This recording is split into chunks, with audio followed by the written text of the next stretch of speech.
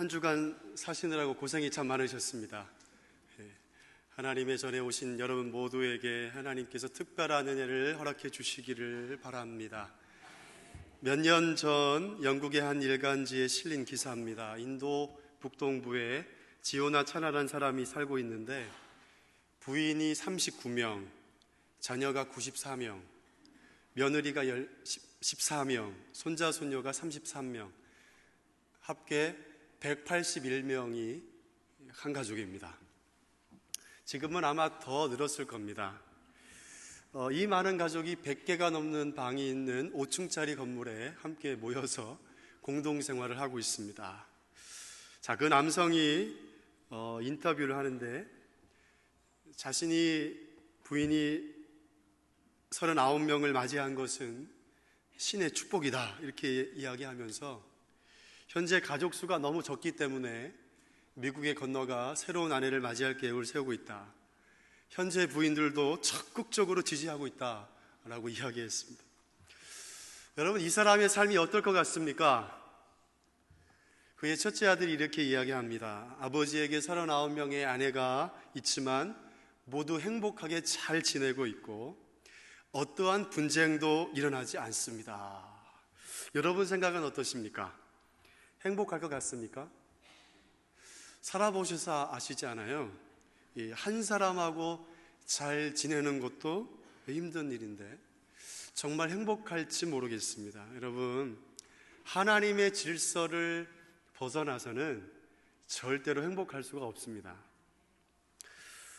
믿음의 조상 아브라함도 하나님의 뜻과는 무관하게 3명의 부인이 있었습니다. 첫째 부인이 사라입니다. 그리고 두 번째 부인은 사라의 몸종인 하갈입니다. 하나님께서 아브라함에게 아들을 약속하셨는데 시간이 더디자 사라가 자신의 몸종인 하갈을 아브라함에게 첩으로 준 것입니다. 그리고 세 번째 부인은요, 사라가 죽은 뒤에 얻은 그두라라는 여인입니다. 본문은 사라가 하갈을 아브라함에게 첩으로 주면서부터 시작된 고통스러운 가족사의 마지막 부분이라 할 수 있습니다. 하갈은 아브라함에게 임신을 하게 되었고 아들 이스마엘을 낳았습니다. 아브라함은 이스마엘이 하나님께서 약속하신 상속자라고 믿었습니다. 그리고 그 이스마엘을 정말 많이 아끼고 사랑하였습니다. 그런데 하나님께서 약속하신 아들은 15년 뒤에 사라의 몸을 통해 태어납니다. 이삭입니다.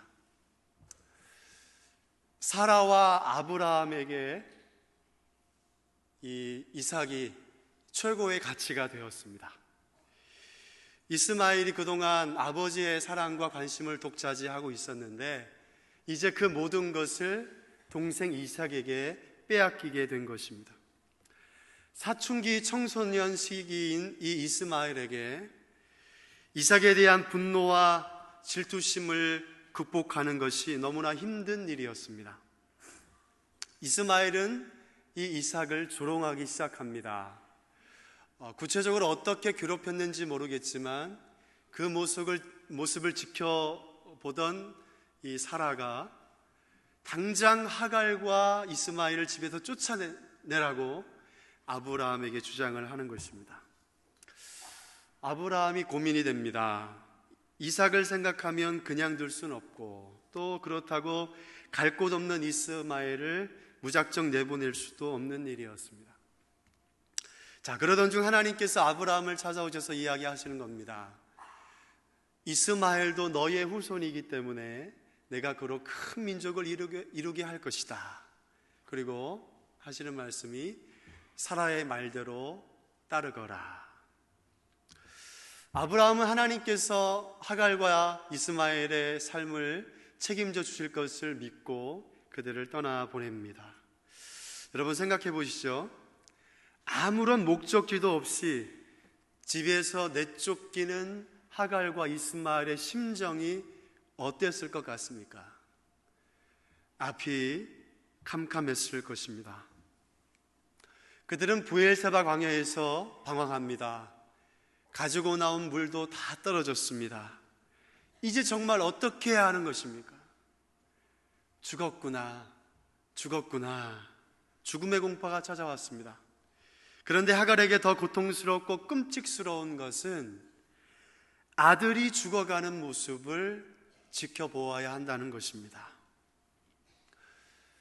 저희 아이가 오랫동안 병원 치료를 받으면서 병원에 참 많은 아이들이 있는 것을 알게 됐습니다.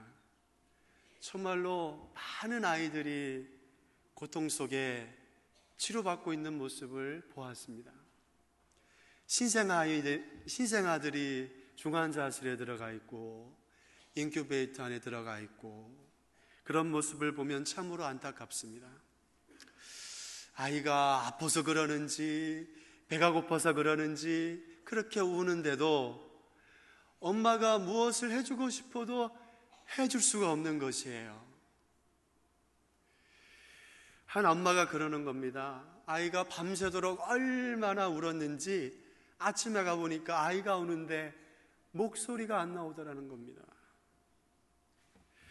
여러분, 자녀가 고통스러워 하는데도 아무것도 해줄 수 없는 엄마의 마음이 어떨까요?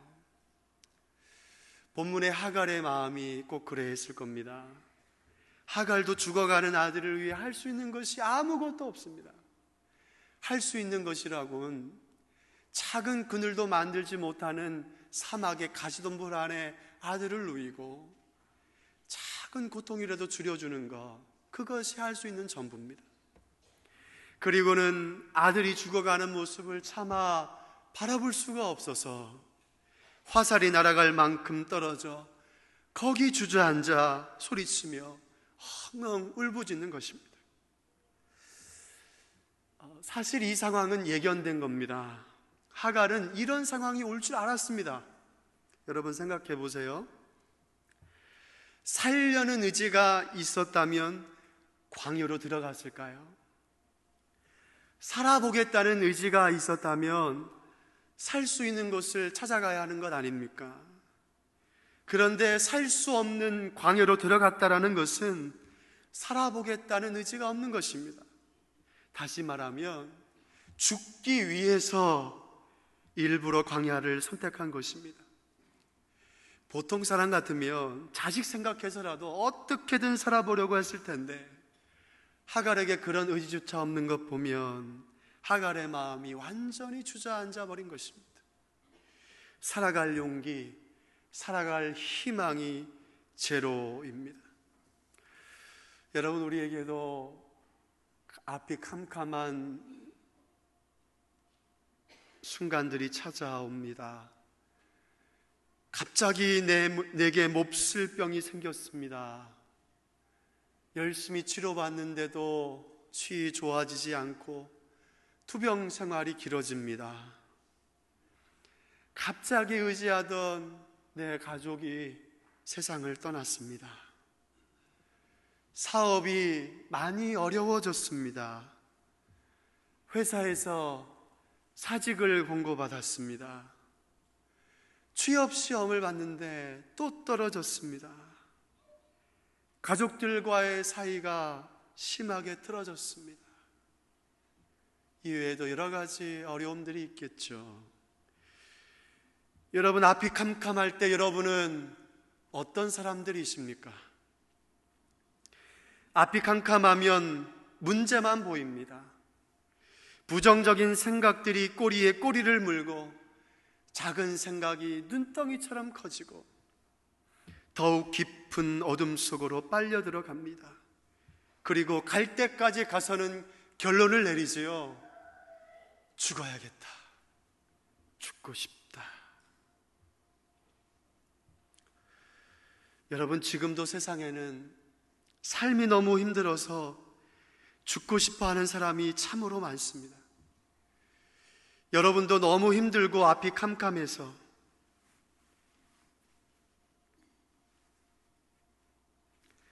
차라리 죽었으면 좋겠다, 그런 생각 한두 번은 해보셨을 겁니다. 그러나 여러분, 앞이 캄캄할 때 그때는 죽음을 생각할 때가 아닙니다. 앞이 캄캄할 때, 그때는 우리의 믿음을, 우리가 가진 믿음을 발휘해야 할 때입니다. 앞이 캄캄하면 믿는 사람이나 안 믿는 사람이나 다 문제만 보이게 돼 있습니다. 그러나 여러분, 믿음의 사람들은 뭐가 다릅니까? 하나님을 바라봅니다. 문제에서 눈을 떼어 하나님을 바라보는 것, 이것이 믿음입니다. 여러분, 하갈이 죽음을 생각한 것은 고통 속에서 하나님을 바라보는 이 믿음이 없었기 때문입니다. 17절 말씀을 보세요. 하나님이 그 어린 아이의 소리를 들으셨으므로. 여러분, 이상하지 않나요?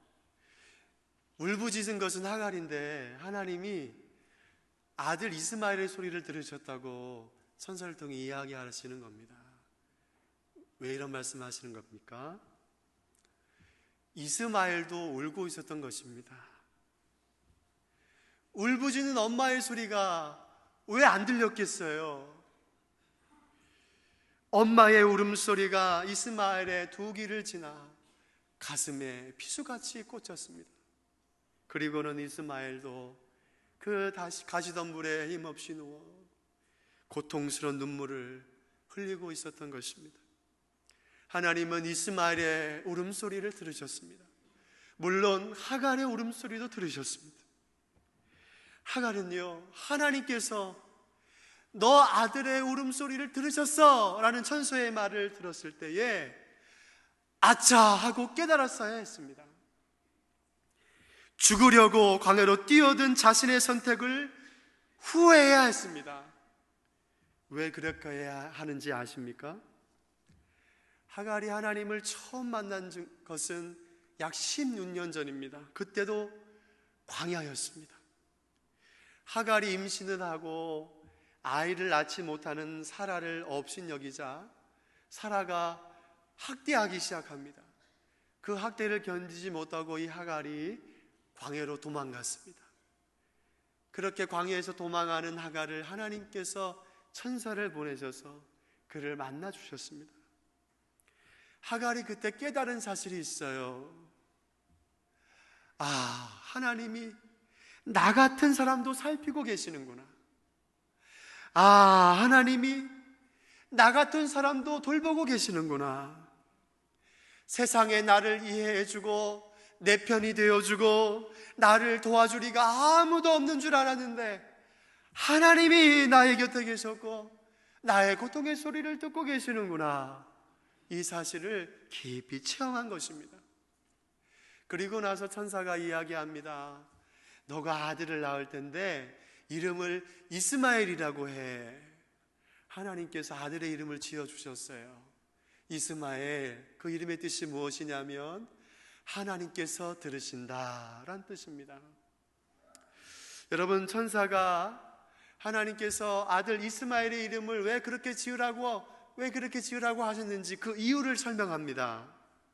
무엇이냐면 하나님께서 하갈, 너의 고통 가운데 너의 부르짖음을 들으셨기 때문이야 라고 이야기해 줍니다. 여러분, 하나님께서 이스마엘이란 이름을 지어주시면서 하갈에게 하시고 싶은 메시지가 있으셨던 것입니다. 그것이 뭘까요? 언제나 내가 너의 소리를 듣고 있다는 것을 기억해라.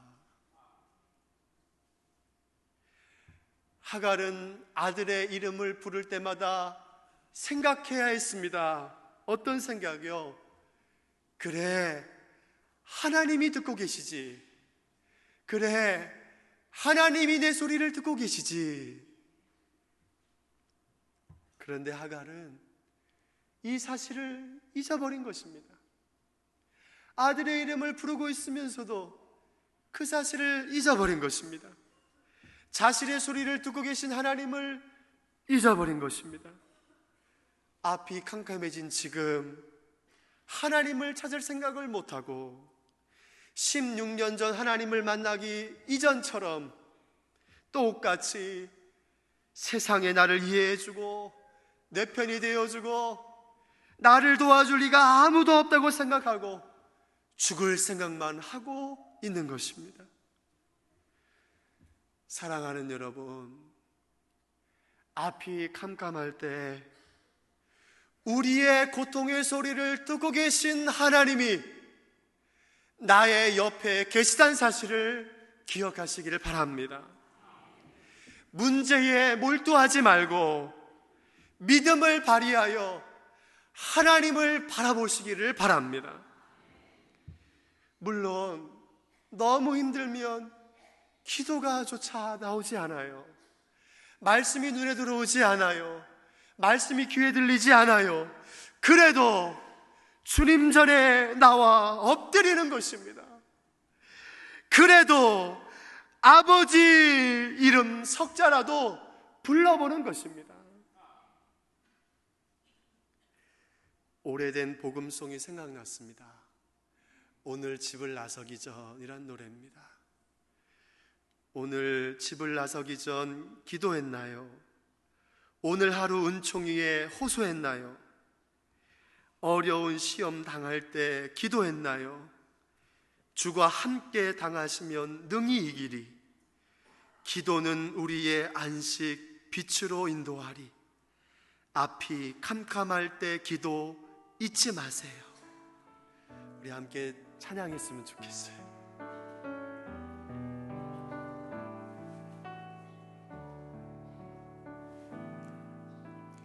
오늘 집을 나서기 전 기도했나요?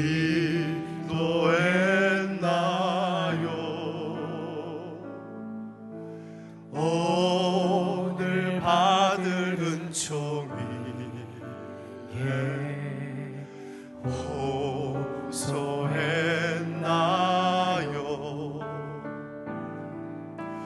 기도는 우리의 안식 빛으로 인도하리. 앞이 캄캄할 때 기도 잊지 마세요. 어려움 시험 당할 때 어려운 시험 당할 때 기도했나요?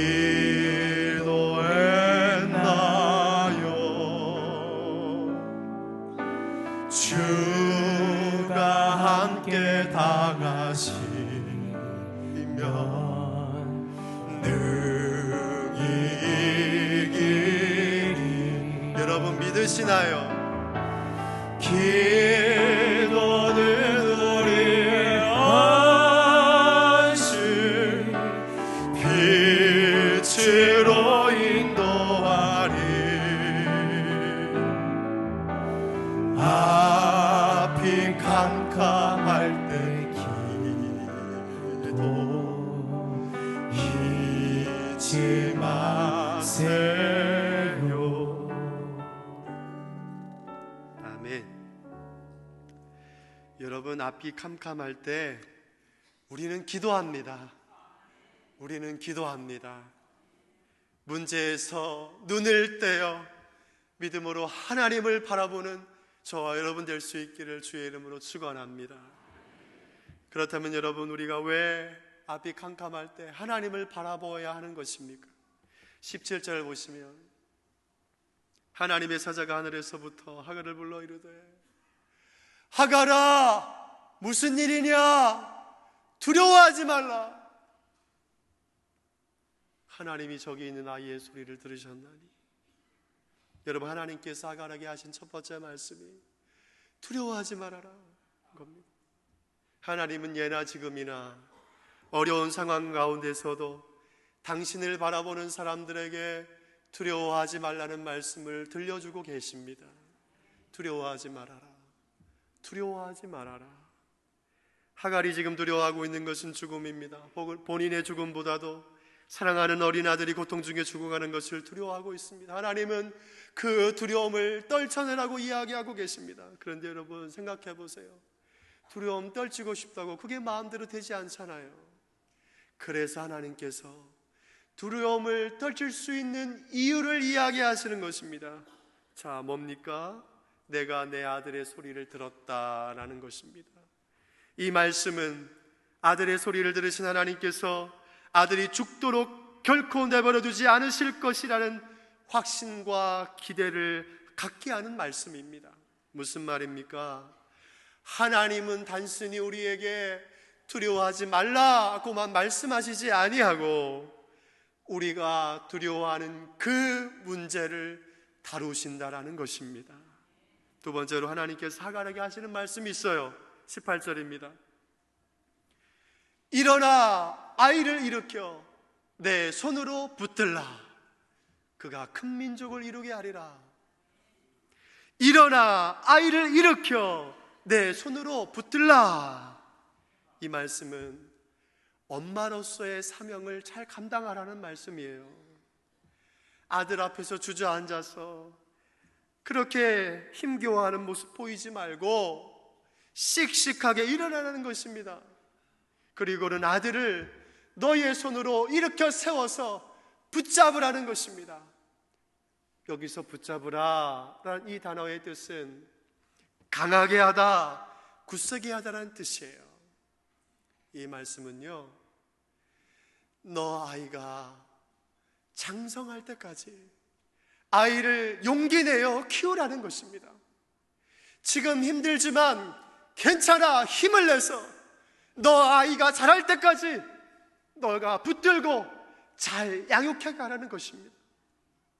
하지만 여러분, 아무것도 없는 광야에서 제대로 먹이고 건강하게 키울 수 있는지부터 고민 아닙니까? 또한 열심히 키운들 광야에서 무슨 앞날의 희망이 있습니까? 그래서 하나님은요, 약속을 주시는 겁니다. 어떤 약속이요? 너 아들을 통해 큰 민족을 이룰 것이다. 장차 아라비아 족속의 조상이 될 거야 라는 희망의 메시지를 주시는 것입니다. 사실 이 약속은 16년 전에 하나님을 처음 만났을 때 주신 약속이었어요. 또한 이 약속은 며칠 전에 집을 떠나올 때에 아브라함을 통해 들은 말이기도 합니다. 그런데 하갈은 이 약속을 붙잡지 못했어요. 이 약속을 믿지 않았어요. 하나님은 믿지 못하는 하갈에게 얘야, 이 약속이 공갈수포가 아니야, 공수포가 아니야, 확실한 보증수포야 라고 말씀하시면서 그 안에 희망을, 그 안에 소망을 일으켜 주시는 것입니다. 여러분, 캄캄할 때 왜 우리가 하나님을 바라보아야 하는 것입니까?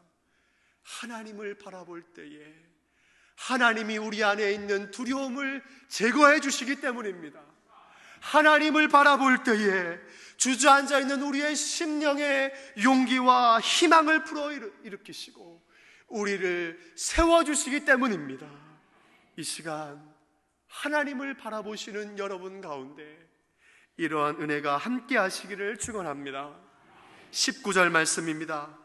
하나님이 하갈의 눈을 밝히셨으므로 샘물을 보고 가서 가죽 부대에 물을 채워다가 그 아이에게 마시게 하였더라. 여러분, 이것이 우리가 하나님을 바라보아야 하는 또 하나의 이유입니다. 하갈은 물이 없어서 죽음을 기다려요. 그런데 찾던 물이 어디 있습니까? 그녀의 바로 가까이에 있습니다. 그들이 죽음을 기다린 부엘세바 광야, 이 부엘세바란 뜻은 7개의 우물이란 뜻이에요.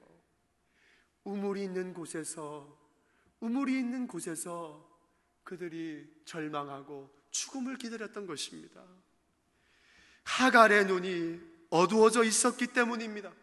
여기서 눈은 영의 눈이 아닙니다. 육신의 눈이에요. 사람이 문제에 붙잡히고 절망에 빠지면 현실과 상황을 제대로 볼 수 없게 됩니다. 그래서 문제 해결책이 가까이 있음에도 불구하고 이 문제를 해결해 갈 방법이 있음에도 불구하고 그것을 못 보게 되는 경우가 있는 것입니다. 하나님은 이런 하갈의 눈을 밝히셨습니다. 눈을 어둡게 만들었던 두려움을 벗겨내시고 절망을 벗겨내시고 죽으려 했던 마음이 살아야겠다는 마음과 생각으로 바뀌자 눈이 밝아졌습니다. 조금 전까지도 보이지 않던 우물이 보였습니다. 얼른 뛰어가서 가죽 부대에 물을 담아다가 죽어가는 아들에게 마시었습니다. 여러분, 앞이 깜깜할 때 왜 우리가 하나님을 바라보아야 하는 것입니까? 하나님을 바라볼 때 하나님께서 우리의 어두운 눈을 밝혀주시기 때문입니다. 해결책을 찾게 해주시고 어려운 현실을 헤쳐나갈 수 있는 길을 보여주시기 때문입니다. 이 시간 하나님을 바라보시는 여러분에게 이런 은혜가 함께 하시기를 축원합니다. 여러분, 하갈과 이스마엘은 광야에서 살았어요. 하나님이 더 나은 곳으로 이주하라 하지 않으셨어요. 그들이 죽으려고 했던 그냥 그곳에서, 그 사막에서 계속 산 것입니다. 저는 참 궁금합니다. 어떻게 살았을까? 뭘 먹고 살았을까? 집도 없는데 바위 틈에서 살았을까? 동굴에서 살았을까? 옷은 어떻게 입었을까? 온통 결핍으로 가득한 그곳에서 생존한다는 것, 그것이 기적입니다. 자, 그런데요, 하갈과 이스마엘은 사라졌어요. 그 사막에서 사라지더라는 거예요. 이상하게도 사라졌습니다. 왜요? 하나님이 함께 하셨기 때문입니다. 20절 보십시오. 하나님이 그 아이와 함께 하심에 그가 장성하여. 다른 이유 없어요. 하나님이 함께 하셨기 때문입니다. 여러분, 이것이 우리가 하나님을 바라보아야 할 또 하나의 이유입니다. 언젠가 제가 점심을 먹으러 어느 식당에 들어갔어요.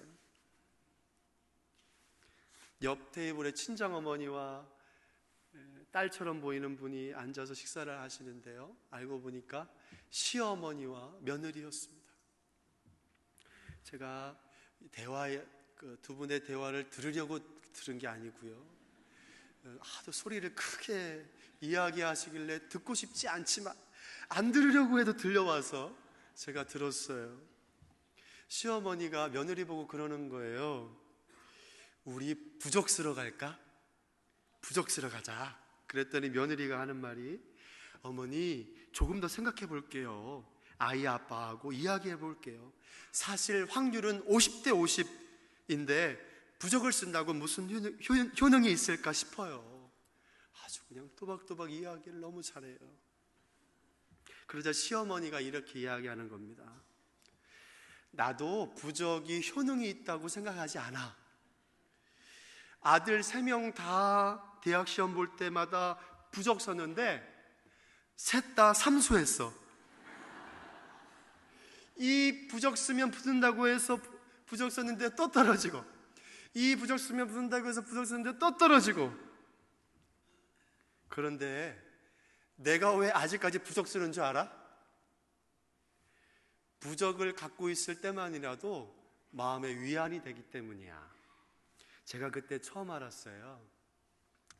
부적 쓰는 사람들이 다 부적 효능이 있다고 믿어서 부적 쓰는 게 아니구나. 잠시의 위안을 얻기 위해 부적 쓰는 사람도 있구나를 알게 됐어요. 여러분, 그런 분 안 계시죠? 부적 쓰러 다니시는 분 안 계시죠? 오늘의 운세도 보시면 안 돼요. 재미라도 하시면 안 돼요. 하나님 싫어하시는 거 하지 마세요. 여러분, 하나님은 당신을 바라보는 사람들과 함께 하십니다. 그런데 하나님은요, 잠깐 동안의 위안을 주기 위해서 우리와 함께 하시는 것이 아니에요. 하나님께서 하갈과 이스마엘과 함께 하셨다는 의미는 그들이 심적 안정감을 갖는 데 도움이 되셨다는 것이 아닙니다. 사막을 살아가는데 실제적인 필요와 도움이 날마다 되셨다라는 의미입니다. 매일마다 먹고 마실 수 있도록 책임져 주셨다라는 것이에요. 매일마다 광야의 많은 위험에서 지키시고 보호해 주셨다라는 이야기예요. 여러분, 캄캄할 때 왜 우리가 하나님을 바라봐야 하는 것입니까? 하나님을 바라볼 때에 하나님이 나와 함께 하시며 나의 삶에 실제적으로 역사해 주시고 나의 필요와 도움이 되시기 때문입니다. 이제 말씀을 맺겠습니다. 지상 최대의 사막이 사하라 사막입니다. 동서 길이가 5,600km, 남북의 길이가 1,700km. 그 가운데 떨어진다면 살아남을 생명체가 없을 겁니다. 그러나 여러분, 그 가운데서도 하나님이 붙드시면 사는 것입니다. 하나님이 붙드시면 사는 것입니다. 아무리 절망적인 상황 가운데서도 하나님을 바라보는 사람은 절대로 끝나지 않습니다. 사랑하는 여러분, 앞이 캄캄할 때에 문제에서 눈을 떼어 하나님을 바라보는 믿음이 흔들리지 않기를 바랍니다. 하나님을 바라볼 때에 놀랍도록 역사하시는 그 은혜로 인하여 날마다 어떤 일이 있을지라도, 어떤 어려움이 있을지라도, 어떤 끔찍한 일이 내게 닥치더라도 넉넉히 이기며 승리하며 나아가는 저와 여러분 될 수 있기를 주의 이름으로 축원합니다. 기도하겠습니다. 주님, 불쌍히 여겨 주십시오. 앞이 캄캄할 때, 문제에서 눈을 떼 하나님을 바라보는 믿음을 주십시오. 하나님을 바라볼 때 우리 안에 두려움을 제거하시고 주저앉은 심령에 용기와 희망을 불어넣어 주옵소서. 하나님을 바라볼 때 어두운 눈을 밝혀주시고 어려운 현실을 헤쳐나갈 길을, 답을 보여주시옵소서. 하나님을 바라볼 때에 하나님 우리와 함께 하시며 우리의 실제적인 필요와 도움이 되어 주시옵소서. 예수님의 이름으로 기도드립니다. 아멘.